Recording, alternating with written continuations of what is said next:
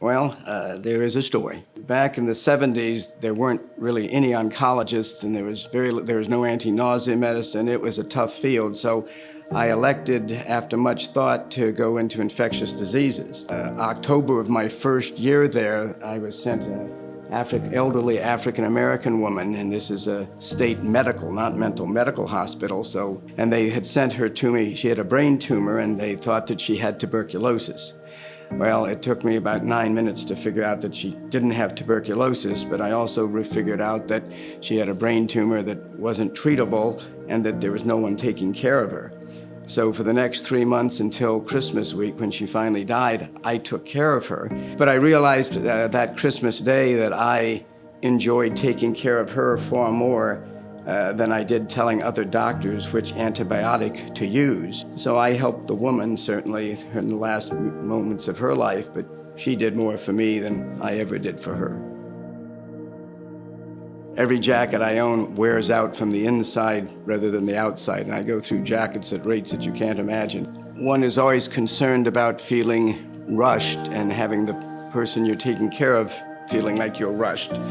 And there are cases I hear where doctors stand by the side of the door, and I tend to want to get things done because I'm always running behind.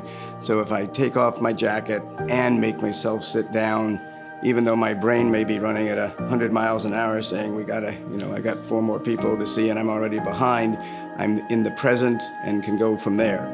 Just a practical thing that has become a trademark, and I saw a lady just this week who I had taken care of 20 years ago, and then fortunately was cured and now has a blood problem. And I went in and she says, "You're still doing your jacket." So it does leave people notice what we do. You can't not play. So I've always tried to make Saturday a day of fun. So I get up, I play racquetball for the last 40 years and have a game at 8 or 8:30 every week. My wife and I put up a very large Morton building that was completely empty, and we've spent 12 years building it. To have something every Saturday to look forward to is really important, because if you can't play, you get wound too tight. There's certainly a burnout rate in oncology, and I think I've been able to avoid it, 1, because I love it so much, and 2, because on 1 day a week I play. And then Sunday morning I try to get up by 7, and I'm in my study until noon and can do 4 or 5 hours and can study and read journals. Intellectually, oncology is a field of tremendous opportunities to try to have to stay up to date. So combining that with the care of the wonderful individuals is a great combination, and one that I feel very honored to have been able to do for 40 years. We're treating people with medicines now that are working in a way that I never dreamed of, and for 30 years I couldn't treat some of these tumors at all. So to give this all up now to cut grass is not something that I particularly look forward to.